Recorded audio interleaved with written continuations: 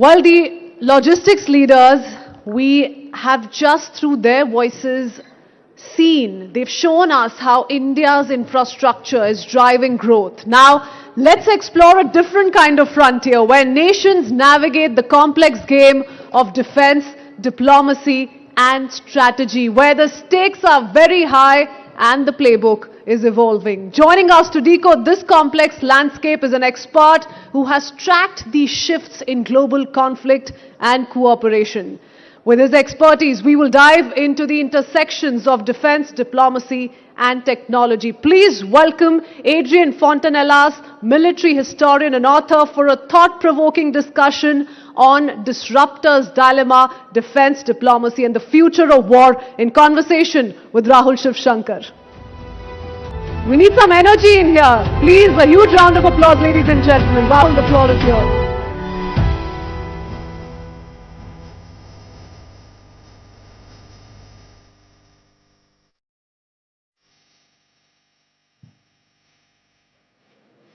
Good afternoon. What a day to be speaking to Adrien Fontanellaz, one of the leaders on perspectives with regards to the military. I don't know if you've just heard, but a few moments ago, the Israelis and the Americans have just struck targets in Iran. So we're living in a time of war, Adrien, and we're going to be discussing scenarios that emerge from combat. Thank you very much for being here. What is your immediate take? I know it's not easy to comment when we don't have all the information. Your immediate comment on why we are suddenly seeing combat of a nature that we thought we had put behind a few years ago, exploding in different parts of the world. We've also had, of course, conflict with Pakistan right here in the subcontinent. That was about 9 to 10 months ago. Why is this happening? Good afternoon, and at first, thank you for the invitation. I'm honored to be here. And as for your question, back in the early 2000s, we were thinking that we were living in a completed world, I mean, with respect of international law and so forth. And then, since more than a decade, everything is unraveling. I think it was a gradual process. I think it might foremost indicate that we also transitioned from a unipolar world with a single dominant global power, willing to impose a kind of respect of his international rule, and foremost with the will to do, the means and the will to do it. And this gradually changed. And of course, we are switching into different worlds with several, in the long term, equal powers, perhaps 4 or 5 real global powers. India will be one of them, obviously. And I think during this transition, we are seeing frictions. We are seeing this kind of reshuffling of the cards, and this is generating also conflicts. I'm thinking about the Russo-Ukrainian war, for example. Synindur might be. I think Synindur is not related directly to that, but otherwise, yes, we are back into a conflicted world until a new paradigm consolidate and emerge. So Trump has said that he is not a president that wants to go to war, that he's a president for peace. That's what he says about himself, and he takes great pride in ensuring that nations that are warring, and there have been about 7 or 8 by his own admission, how he sort of brought peace to those regions. But here you're seeing, in regards to Iran, the US and Israel coming together. Now, do you believe that there is a legitimate reason here, or is this power projection to prove a point really to domestic audiences? How do you read the American sudden pivot? And he also, of course, called the Ministry there of Defense into the Ministry of War. So it's quite interesting that he sort of plays around with these nomenclatures. I see this as a highly risky situation, frankly. It's almost like President Trump is reminding me of Vladimir Putin, in the sense as you are making coup, and you are succeeding into your military coup without entering into any protracted, damaging war. So Putin had a easy 6 days war against Georgia in 2008. He won without any trouble. And then annexation of Crimea in 2014. No bloodshed. He got it. The Donbass was a kind of disguise affair. No problem at all. So he won at each time. Intervention in Syria. He also won. It was not an expensive engagement from the Russians. It was 50 aircraft, a few thousand troops, and appearing as a new power player in the Middle East for such a low cost. And then he overstepped. And then, out of hubris, he thought he could repeat a short operations against entire Ukraine. And now both Russia, Ukraine, and Western Europe are stuck into a protracted conflict without an end and without any political solution in view to stop it. And now we see Trump in power, and I think I lost the count already of armed intervention since he began his second term, but we had against Iran last year. Okay, he got it very cleanly. I mean, just this single strike. Most of the work was done by the Israeli Air Force beforehand, and the Iranian opted for a kind of a demonstration, diplomatic retaliation with this wave of 14 short-range missiles against US base in Qatar. So it was not a retaliation to kill. It was a retaliation to demonstrate. It was signaling. And then, of course, Venezuela. Fantastic PR military operation. You kidnap a president, you bring him home. So far for him, military operations were easy, well under control, scoring a lot of PR points. And the danger this time with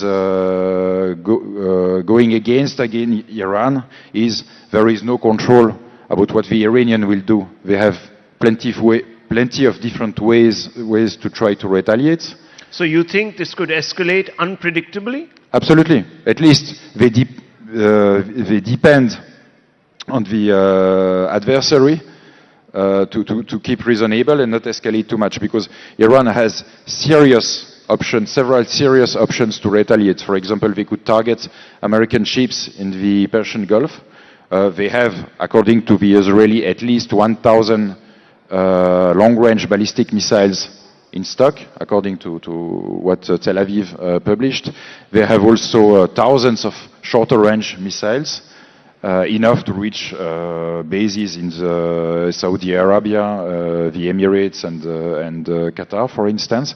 They have also their Houthi allies, which might be activated, and the Houthi had showed enough that they were foes that shall not be underestimated during 2003 and 2004 and early 2025. And of course, there is all the militias supported by Tehran and the IRGC, the Guardians of the Revolution, which are in Iraq.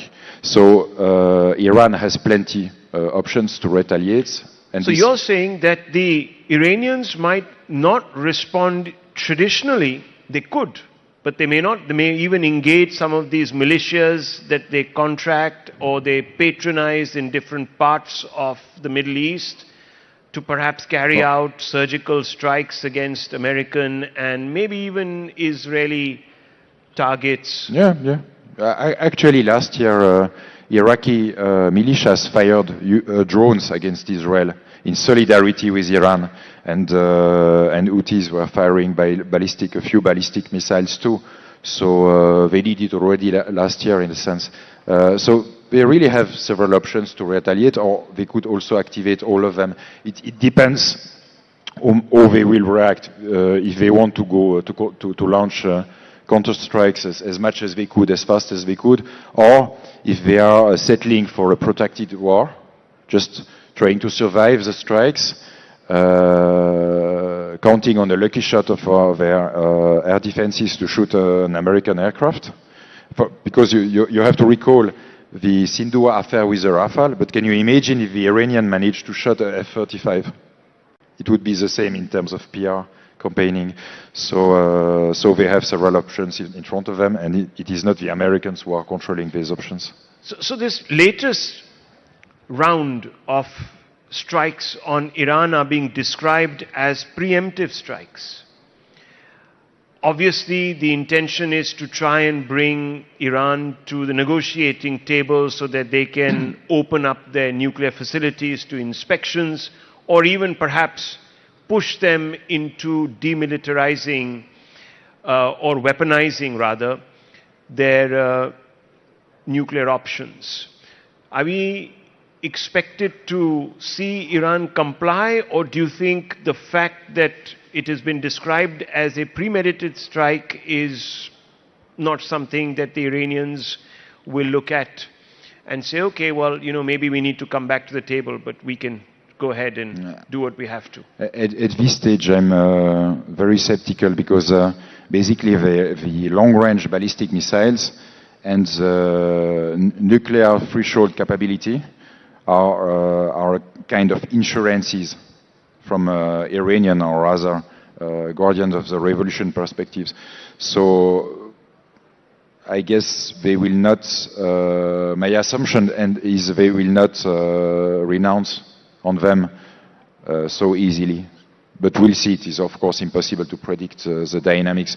An unknown quantity is the reaction of the Iranian public too. This is of utmost importance in such a context. But again, what is frightening is the Israeli and the Americans don't have the control of so they the don't Iranian have reaction. The control over Iranian escalatory ladder, and that can be problematic. Well, exactly.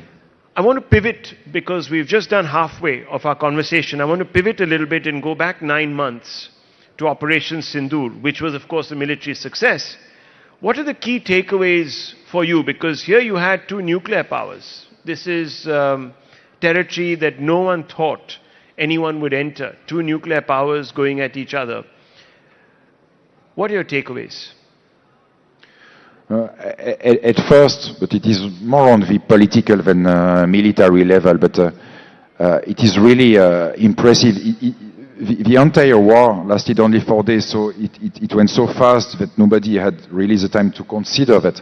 But it was under the nuclear threshold, so on the political level, you really need nerves of steel to let your military in charge of the escalation ladder and to do what they need to do operationally in reaction to enemy counter-initiatives, because the stakes are so high. So what you're saying is that the Indian leadership demonstrated nerves of steel by leaving all the decisions to the military. Yeah, and you need so much trust to do some in your own institutions to do something like that, into the professionalism of your superior officer. So this is quite striking, and from my perspective, it is quite rare in our world to see such a chain of command functioning flawlessly. The political level has endorsed a strict political cadre with political objectives, and then the military are free to operate within it. It was quite freely within it. So this is a major lesson I would take from this episode, and others are more linked to military affairs. So let me ask you, one aspect of this was battle management. What do you make of India's battle management? Because before this operation was conducted, there were many debates about whether we should have integrated command or not, and many people felt that integrated command would sort of be in some ways not as efficient as what we have. But here we had a different sort of plan. What do you make of it? Did we really have integrated command? If so, how developed is it?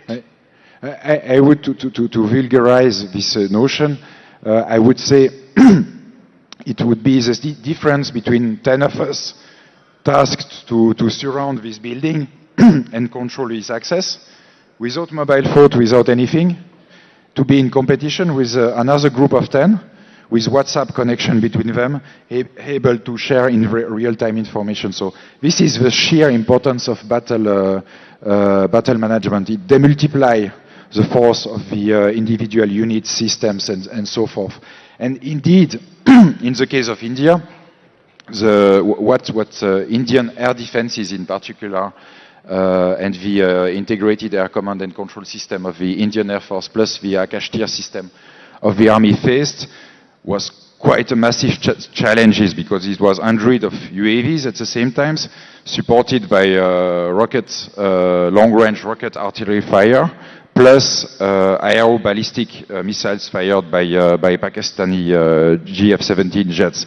And the Indian battle management system, so this EACCCS, proved good enough to counter, identify the threat, share the information within all the weapon system in the area of interest, and then action specific systems in function of the threat. And this almost in real time. You have perhaps 10, 15, 20, 30 seconds to do that on a 1,500 kilometers front. So at least for me, this came as really as a strategic surprise to have the Indians to have such an excellent system, locally developed system.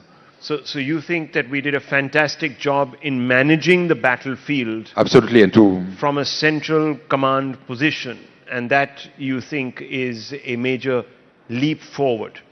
Absolutely, absolutely, it is. And let me tell you, friends, some of you obviously must have been glued to your TV all those 4 or 5 days, but many people believed that two nuclear powers would never cross the Rubicon. And this is the first time really in the history of the development of nuclear weapons where two nuclear weapon states actually decided that they were going to, at least from India's side, that we were going to cross that threshold. So this was a major, major leap of faith. And as Adrien says, the Indian political establishment showed that it had nerves of steel by completely entrusting and empowering the armed forces and giving them a free hand. So that is a major, major point of achievement which we should all recognize is a great development for us.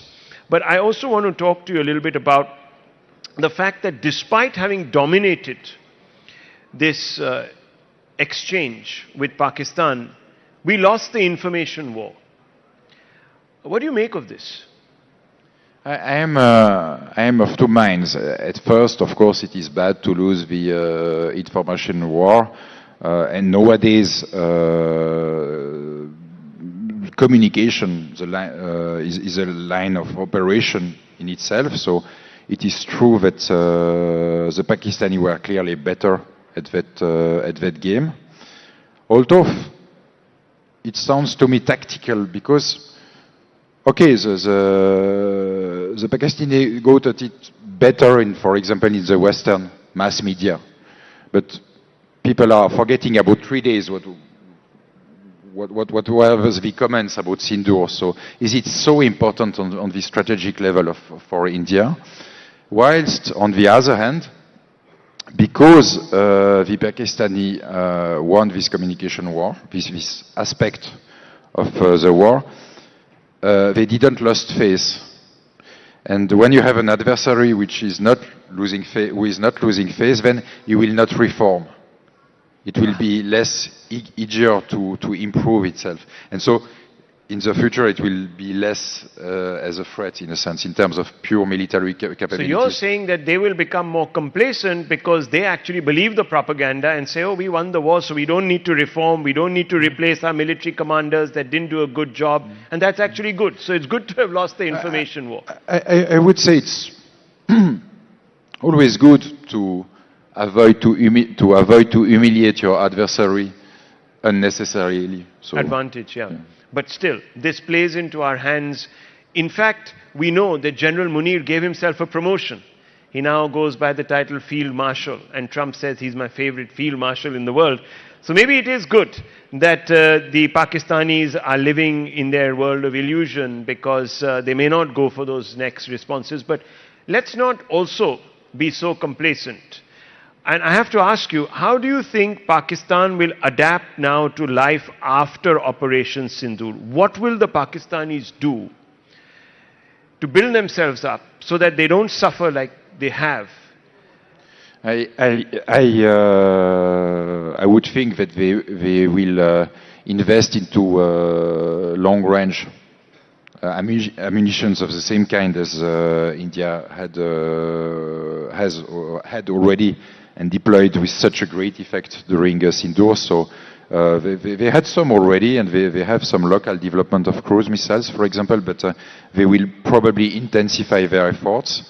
Tactically, I would expect them to hone their attack waves, mixing UAVs and rocket artillery and missiles, perhaps try to concentrate more on them, on a single target, rather than trying to strike several Indian air stations at the same time. At least it is what happened with the Russians in their long strike campaigns against Ukraine. They are improving all the time, finding new solutions, coordinating better, and they are far more efficient now than they used to be 2 or 3 years ago. So I would expect the Pakistani to have this learning curve, which means in turn that, of course, India has to continue to improve and refine this system. It is highly satisfactory, but it must be always improved to counter the enemy own evolutions. It is a never-ending game of adaptation and counter-adaptation. Well, India has made, of course, a commitment in its budget. It's expanded its defense budget to try and now acquire the latest weapon systems and also fill the gaps that it might have actually spotted after Operation Sindoor. Adrien Fontanellaz, thank you very much for speaking to us. It's been a wonderful conversation. Thank you for bringing perspective, rich perspective, to our audience here. Thank you, audience, for being patient. Thank you very much. Thank you very much.